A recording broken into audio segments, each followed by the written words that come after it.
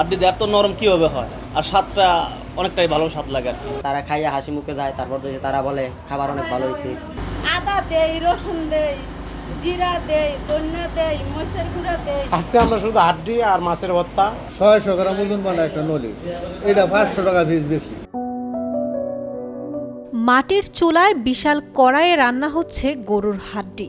মহাসড়কের পাশেই মিলছে সুস্বাদু গরুর হাড্ডি ভুনা। আর এর স্বাদ নিতেই দেশের দূর দূরান্ত থেকে ছুটে আসেন ভোজন রসিকরা। সকাল থেকে শুরু হয়ে রান্না চলে রাত পর্যন্ত। সব হোটেলে গরুর মাংস রান্না হলেও ব্যতিক্রম ঢাকা সিলেট মহাসড়কের পাশে নরসিংদীর শিবপুর উপজেলার সৈয়দনগরের নিরালা হাড্ডি হোটেল অ্যান্ড রেস্টুরেন্ট, যেখানে গরুর মাংস নয় হাড্ডি খেতে ছুটে আসেন ভোজন রসিকরা। আমার দোকানে গরুর সিনার হাড্ডি বোনা আছে, তারপর হচ্ছে গরুর মাংসের কালা বোনা আছে, তারপর গরুর নলি আছে, খাসির কালা বোনা আছে, দেশি মুরগি আছে, রুই মাছ আছে। তো এগুলো মানুষ অনেক পছন্দ করে। সিনার হাড্ডি বোনা তারপরে সব হাড্ডি চাওয়ায় খাইতে পারে, এটা সবচেয়ে বেশি পছন্দ করে। তারপরে গরুর মাংস 3 আইটেমের আছে। তারপর হচ্ছে ভাত, সাদা ভাত 24 ঘন্টায় পাওয়া যায়। আটটা বাজে ঘরে রান্না বাড়া সাইরা পেঁয়াজ কাটি, কলা ফলি, মশলা সব রেডি করে লাই। রেডি করে তারপর রান্না কর, আড্ডি বসাই, আলু বোনা বসাই, খাসি পাক করি, মুরগি পাকাই, ডাল ফাঁকাই, সবজি ফাঁকাই, এটি আমরা খাই।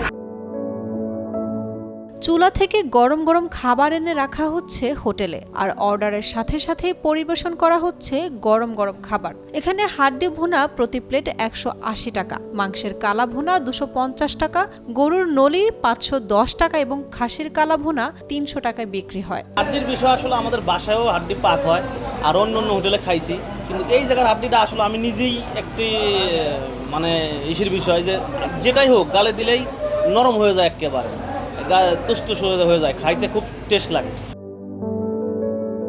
এ হোটেলের হাড্ডির স্বাদ নিতে আসেন নরসিংদী সহ পার্শ্ববর্তী নারায়ণগঞ্জ, ঢাকা, গাজীপুর, হবিগঞ্জ, সিলেটের ভোজন রসিকরা। তারা জানান এখানকার হাড্ডির স্বাদ অনন্য, মুখে দিলে তা গলে যাচ্ছে, খেতেও খুব সুস্বাদু। এখানে আসলে হাড্ডিটা খুব নরম, তো হাড্ডিটা খেলে খুব স্বাদ লাগে, সে কারণেই অনেক লোক দূর দূরান্ত থেকে আসে। হোটেলের মালিক জানান সবাই মাংস খেতে চায়, কিন্তু কেউ হাড্ডি খেতে চায় না, তাই তিনি হাড্ডি নিয়ে কাজ করা শুরু করেন। হাড্ডি ব্যাপারে মনে করেন আমার ছোট্ট একটা রেস্টুরেন্ট ছিল আর কি এক সময়, তো এটা আমরা 6 বছর চালাইছি। তো বাংলাদেশের মানুষ মনে করেন চিন্তা করলাম যে সারের দুধ খালি মাংস শুধু খাইতে চায়, কিন্তু হাড্ডি তো খাইতে চায় না। তো চেষ্টা করতে শুরু করলাম যে হাড্ডি কীভাবে খাওয়া যায়। তো এটাই মনে করেন চেষ্টা করতে করতে মনে করেন আপাতত আমি এটাতে সফল।